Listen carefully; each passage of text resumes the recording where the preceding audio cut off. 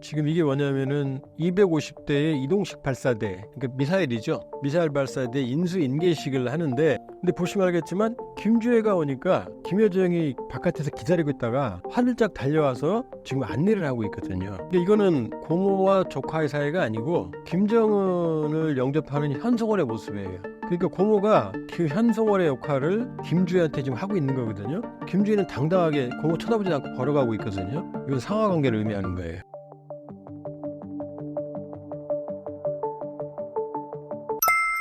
예, 안녕하십니까. 조한범이고요. 통일연구원 석자연구위원으로 있고 유튜브 대동강TV를 운영하고 있습니다. 김주애가 후계자 수업을 받는다는 언론 보도가 있었는데 어떤 내용인가요? 김주애가 처음 등장한 건 2022년 11월 18일이에요. 지금 자료 화면에도 있지만 그때 화성 17형 ICBM 발사장에 처음 나왔거든요. 충격적이었죠. 왜냐하면은 김주애라고 하는, 물론 이제 딸이 있구나라는, 그 다음에 두 번째는 김주애가 2013년생으로 추정이 되거든요. 그러면 2022년이면 9살 때잖아요. 9살 때인데 무기 발사장에 나온 거예요. 그 두 가지가 충격이었죠. 그리고 그 당시에는 이제 호칭이 사랑하는 자제분이었거든요. 그런데 지금 현재까지 2024년 8월까지 그러면은 2년이 안 됐죠? 2년이 안 됐는데 거의 공식 비공식 40여 차례 등장을 했거든요. 최소한 한 달에 한 번 이상, 거의 한 2번 가까이 되거든요. 지금 처음에는 이제 사랑하는 자제분이었다가 2022년 11월 26일 날 얼마 안 됐죠? 기념 촬영장에서는 존귀하신 자제분으로 바뀌었어요. 이 화면에 보면 복장도 좀 달라졌습니다. 왜냐하면 처음에는 그냥 패딩, 파카, 그냥 정말로 아이 같은 모습이었는데 여기 나오는 자료는 이제 성인용 코트를 입었죠. 그리고 이 군인들에 둘러싸여 있죠. 자, 이제 진화하고 있죠, 지금. 그 다음에 이제 2023년 9월에는 호칭이 뭘로 바뀌었냐? 존경하는 자제분으로 바뀌었어요, 지금. 그 다음 지금 어떻게 돼 있어요? 지금 연단에, 주석단에 김정은과 함께 같이 앉아있죠? 그 다음에 김정은과 함께 지금 열병식에 지금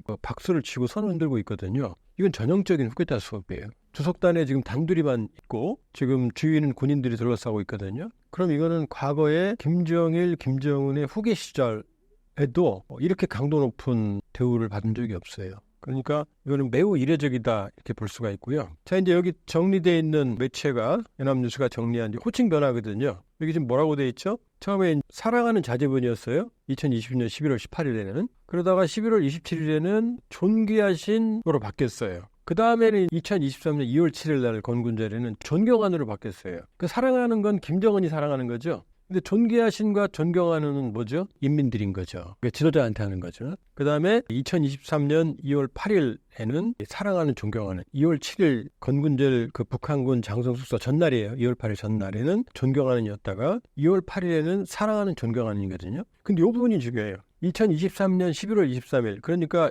1년 된 거죠. 첫 등장 이후에. 이때는 조선의 샛별 여장군이라고 그래요. 이게 무슨 말인지 아세요? 북한에서 별은 김일성과 김정일만을 말을 해요. 김일성을 빨치산, 김일성이 항일 빨치산을 했을 때 조선의 한별이라고 그랬거든요. 조선의 한별. 그래서 한별동지 그랬거든요. 조선의 별 그러면 이게 김일성을 말하는 거거든요. 조선의 별이라는 기록영화도 있어요. 그 다음에 김정일은 광명성, 이게 별성자거든요. 그러니까 샛별 그러면 별이라는 건 북한의 최고지사를 의미하는 거예요. 그 다음에 여장군 그랬죠. 장군 그러면 우린 제너럴, 별단 사람 다 장군이잖아요. 북한에서는 장군이란, 군인들 별단 사람들을 장군이라고 안 해요. 장령 그래요. 그러니까 별단 사람이 장군이 아니고 북한에서 장군은 딱 3명이에요. 김일성 장군, 김정일 장군, 김정은 장군. 그러니까 조선의 샛별 여장군이라는 얘기는 뭐죠? 북한의 최고 지도자라는 용어가 2개가 겹친 거예요. 그러니까 이 얘기는 김주애는 북한의 최고 지도자고 김일성, 김정일, 김정은을 잇는 별이면서 장군이라는 얘기는 명확하게 후계자를 의미하는 거예요. 김주애에게 향도라는 표현을 쓴 것의 의미가 무엇인가요? 그게 사실은 이제 또 재밌는 대목이죠. 이 화면인데요. 향도는 뭐죠? 길을 안내하는 사람이라는 뜻이죠. 근데 향도는 북한에서는 딱 조직에는 노동당, 그 다음에 자연인한테는 김일성, 김정일, 김정은한테만 향도라는 표현을 써요. 이게 지금 노동신문 2024년 3월 16일 날 나온 거거든요. 자, 볼까요? 지금 향도 의미가 뭐냐? 위대하신 향도자, 창조자이신 김정은 동지 이렇게 표현되어 있거든요. 색칠한 부분에. 그 다음에 그 옆에는 위대한 당 중앙의 향도 아래 이렇게 써 있어요. 그러니까 뭐죠? 김정은과 노동당만 향도라고 얘기한 거죠. 최근에 이제 오른쪽을 보면 이 같은 3월 16일 날 신문인데 강동 종합온실 중궁식 및 졸업식 날 김주혜가 같이 갔어요. 그때 지금 나온 건데 뭐냐면은 향도의 위대한 분들께서 당과 정부 군부의 간부들과 함께 강동 종합원실을 돌아보셨다. 향도의 위대한 분들 누구죠? 김정은과 김주혜죠. 그러니까 이 향도라는 표현은 김일성, 김정일, 김정은 그리고 노동당에게만 쓰는 향도라는 표현을 향도의 위대한 분들 그랬으니까 김주혜도 쓴 거죠. 자, 그럼 어떻게 되죠? 종합해 볼까요? 조선의 샛별 여장군. 별은 김일성, 김정은, 김정은이라고 그랬어요. 장군도 김일성, 김정은, 김정은이라고 그랬어요. 근데 김주혜에게 썼어요. 그 다음에 김일성, 김정은, 김정일만 쓰는 향도를 김주혜에게 쓴 거죠. 그럼 어떻게 되죠? 조선의 샛별 여장군, 향도의 위대한 분들. 이면은 뭐죠? 명약 관화한 후계자라는 얘기죠. 후계자라는 선포는 안 했어요. 그러나 지금 하는 모든 부분들은 확실한 건 김주혜는 가장 강도 높은 후계자석을 받고 있다. 김정일, 김정은도 후계자 시절에 이 정도의 강도 높은 후계자석은 받지 못했어요. 김여정이 조카 김주혜를 깍듯이 의전하는 모습이 포착됐는데 어떤 의미인가요? 요 장면이거든요. 요 장면이 이제 8월 5일 날 조선중앙 텔레비전 캡처 화면인데 지금 이게 뭐냐면은 250대의 이동식 발사대 미사일이죠. 미사일 발사대 인수인계식을 하는데 김정은이 단상으로 올라가고 있죠. 이 김정은이 단상에 올라갈 때는 우리가 아는 그 현송월이라는 여자 있죠. 선전성국 부부장. 그 친구가 달려와서 영접을 했어요. 근데 보시면 알겠지만 김주혜가 오니까 김여정이 바깥에서 기다리고 있다가 화들짝 달려와서 지금 안내를 하고 있거든요. 근데 이거는 고모와 조카의 사이가 아니고 김정은을 영접하는 현송월의 모습이에요. 그러니까 고모가 그 현송월의 역할을 김주혜한테 지금 하고 있는 거거든요. 자, 보면은 김여정은 이렇게 안내를 하고 있고 김주혜는 당당하게 고모 쳐다보지 않고 걸어가고 있거든요. 이건 상하관계를 의미하는 거예요. 그러니까 일각에서 김여정과 김주혜가 등장하면서 뭐 김여정이 뒤로 밀렸다, 김여정의 권력이 약화됐다. 그건 북한 정치 문화에서는 말도 되지 않는 얘기예요. 왜냐하면 자, 아무리 김여정이라 하더라도 북한에서는 이미 후계 체제가 굳어지면 김정은, 김주애로 넘어가면 김여정은 곁가지가 돼요. 본가지가 아니에요. 그러면 권력을 형성할 수도 없고 권력을 가질 수도 없어요. 그러면 같은 로열 패밀리를 하더라도 본류는 김정은, 김주애로 넘어가는 거고 김여정은 여기 일종의 스텝이나 일종의 신화 개념으로 전락하는 거예요. 그러니까 뭐 일각에서 뭐 리설주와 뭐 김여정의 권력 암투설, 그 다음에 뭐 김주애에 대한 견제, 그건 다 근거 없는 낭설이에요. 김여정은 처음부터 김주혜가 등장하는 순간부터 김여정의 역할은 정해져 있는 거고 김여정은 김정은의 그림자에 불과하다. 김정은의 지시를 받아서 이렇게 설치는 것 같지만 김정은의 위임을 받아 대리하는 것뿐이지 자체적인 권력을 형성할 수가 없어요. 김여정이 자기 주변에 세력화한다. 그럼 그 사람들은 다 황천길이에요. 그러니까 뭐 무슨 권력 투쟁설, 암투설 그런 것들은 북한의 정치 문화를 전혀 모르는 사람들이 하는 얘기입니다. 과거 장성택 처형 사건과 같이 김여정의 반란은 없을까요?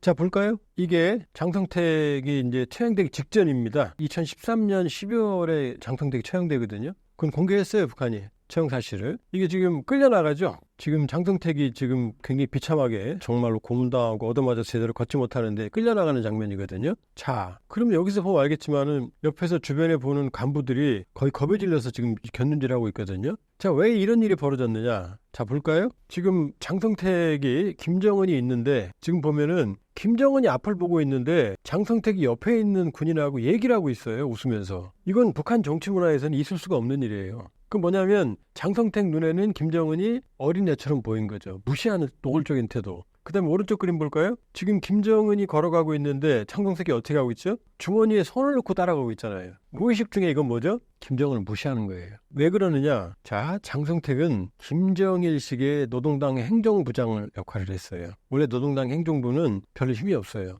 제일 힘이 센 게 조직지도부거든요. 그런데 김정일의 후광을 얻고 장성택이 노동당 행정부를 비대하게 키웠어요. 어마어마한 권력기관으로. 그래서 그 당시 노동당 조직부장이었던 리제강이라는 사람이 있거든요. 그 리제강을 차사고를 위장해서 제거했다는 설이 북한에 이렇게 해요. 그러니까 장성택은 북한의 로열 패밀리, 피는 백두혈통이 아니지만 막강한 권력을 가지고 있었어요. 김정일이 그걸 허가해 줬어요. 왜냐? 지금 자기를 보좌해줄 믿을 만한 세력이 장성택이라고 판단했으니까. 그러니까 김정일이 죽기 전에 장성택은 김정일에게 충성을 했죠. 거대한 권력을 가지고. 장성택의 형들도 다 장성이었어요. 군대 실력자였어요. 근데 김정일이 유언을 남깁니다. 장성택에게. 내가 죽으면 김정은을 잘 보살펴달라. 그리고 또 하나 리용호 참모총장이라는 북한 인민군의 최고 필수거든요. 강성 인물이었어요. 이 두 사람. 노동당은 장성택, 군부는 리용호. 김정일이 죽으면서 자기 아들을 부탁한 김정일에겐 충신이죠, 둘 다. 이 두 사람을 리용호 총참모장은 이 사람들이 다 운구차. 김정일 운구차 할 때 8인 중에 껴있는 사람들이에요. 두 사람이 다. 리용호와 장성택. 그런데 리용호 총참모장은 김정은이 2012년 6월에 2011년 12월에 아버지가 죽거든요. 그럼 2012년 6월이면 6개월 만이죠. 이 6개월 만에 리용호를 처형해요. 김정은이. 그리고 장성택은 2013년 12월에 처형해요. 왜 이런 일이 벌어지죠? 아버지가 부탁한 사람들인데 그거 뭐냐면 자 봐요. 지금 장성택이 저렇게 삐딱하게 주머니 손 놓고 김정일 씨에겐 저런 모습이 없었거든요. 이렇게 보시면 돼요. 사냥꾼이 있고 아주 어린아이가 있어요. 근데 아주 큰 사냥개가 있어요. 그러면 사냥꾼이 있을 때는 이 사냥개는 어린이한테 잘하겠죠. 그죠? 말 잘 듣겠죠. 근데 사냥꾼이 죽었다고 한번 생각해 보세요. 그럼 어떤 일이 벌어지죠? 아주 어린아이와 무서운 사냥개 한 마리가 있는 거죠. 요 국면인 거예요. 그러니까 김정은은 우리가 윤리적인 판단을 배제하고 얘기한다고 하면 자, 단종과 수행대군을 보자고요. 수행대군 삼촌이죠. 단종은 어린 왕이었죠. 문종이 죽을 때 이 수양대군이 형이죠. 문종이 죽을 때 수양대군, 안평대군 같은 자기 동생들한테 단종을 부탁해요. 그럼 수양대군이 그때 뭐라고 말했겠어요? 형 빨리 죽어. 나 단종 죽일 거야. 이렇게 말 안 했겠죠? 도와주겠다고 말했겠죠. 단종은 수양대군을 믿었죠. 단종이 먼저 수양대군을 제거했다면 단종이 비참하게 죽을 일이 없죠. 삼촌을 믿은 거죠. 그러니까 김정은은 역으로 아버지 때 충신이지만 권력이 비대하니까 인민군은 리용호 총참모장, 장성택은 당행정부장이니까 이 둘을 먼저 제거해버린 거예요. 그러니까 윤리적으로는 뭐 폐륜이지만 권력 구조를 본다 그러면은 김정은이 선수를 줬다. 이게 이 그림이에요. 지금 봐도 장성택이 김정은을 무시한다는 게 지금 눈에 띄잖아요. 그렇죠? 이게 바로 장성택이었어요. 근데 김여정은요. 지금 무슨 권력이 있어요? 인민군도 총참모장도 아니고 장성택처럼 거대한 세력을 가진 것도 아니고 그냥 노동당 선전선동부 부부장 정도로서 김정은을 위임받아서 담화를 발표하고 처음에 나올 때 어떻게 했죠? 김정은의 수행비서였잖아요. 깡총이 뛰면서 여기저기. 그러면서 그걸 현송월에 맡기고 이 노동당 안에서 대남 대미 담화를 내고 대남 관계 대미 관계를 관장하는 그 역할을 하고 있지만 그러나 실구는 전혀 없다. 장성택과 비교할 게 아니다. 장성택은 사단이 있었어요. 자기 사단이 거대한. 그러니까 김정은이 먼저 제거한 거예요. 그러니까 김여정을 세력화한다? 그건 북한 정치 문화를 모르는 말입니다. 김여정도 백두혈통인데 최고 권력에 대한 욕심은 없을까요? 그건 전혀 아닌 얘기예요. 그건 말씀드렸지만 본 줄기가 형성이 되면 나머지 다 격가지가 돼. 그러니까 어떻게 됐어요? 지금 김정은이 집권하면서 어떻게 됐죠? 자기 성혜림 아들 김정남 제거했잖아요. 2017년 2월 달에. 그렇죠? 죽여버린 거예요. 그 다음에 김정철 어디 갔어요? 지금 폐인처럼 숨어있잖아요. 지금 일부 탈북민들이 말씀하신 얘기는 위리안치 김정은은 가택연금 정도 돼 있다 이런 말까지 나오거든요. 우리가 김정철에 대해서는 아무것도 알 수가 없잖아요 지금. 그렇죠? 그러면 김여정보다는 김정철이 더 남자하고 장남이고 더 위상이 있죠. 그렇죠? 전혀 아닌 거예요. 김여정은 조선시대로 치면 그냥 신하일풍이에요. 신하일풍. 김주에 김여정 말고 제3의 인물이 등장할 가능성은 없나요? 가능성은 배제할 수는 없죠. 배제할 수가 없죠. 지금 이렇게 됩니다. 김주의 위에 아들 장남, 그 다음에 2013년생 김주혜, 그 다음에 김주혜 밑에 성별 미상의 동생 요렇게가 지금 알려졌었거든요. 근데 지금 확인된 건 누구 하나예요. 김주혜 하나예요. 2013년생. 자, 그러면 첫째 아들이 있었다고 치자고요. 그러면은 만일에 첫째 아들이 있다면 지금 여기 박지원 의원이 김정은이 유학 중인 아들을 숨기려 김주혜를 내세운듯하다 그랬거든요. 저는 여기에 동의 안 해요. 자, 왜 그러느냐? 지금 김정은 체제는 고립돼 있죠. 미국도 제재, 한국도 제재, 전 세계가 제재하죠. 그럼 전 세계랑 김정은이 싸우고 있는 거죠. 그럼 장남이 있고 후계자라면 그 소중한 아들을 외국에 내보내겠어요? 위험하게? 안 내보내죠. 이 위험한 상황에 지금 박지원 의원도 유학이라고 그러는데 알고 있는데 남들이 다 알고 있는데 유학 보내요? 하나밖에 없는 태자를? 논리가 부족하죠. 그 다음 지금 김주혜가 하는 게 집중적인 후계자 수업이거든요.